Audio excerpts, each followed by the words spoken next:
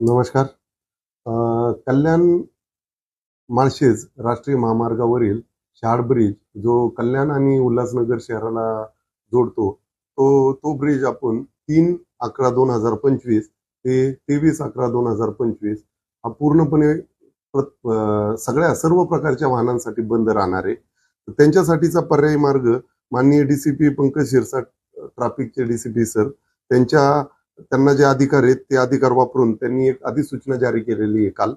त्या अधिसूचनेप्रमाणे माळशेजकडून कल्याणकडे येणाऱ्या सर्व प्रकारच्या वाहनांना ठाणे ग्रामीणच्या हद्दीत डॅम डॅम फाटा मुरबाड येथे प्रवेश बंद करण्यात आलेला आहे.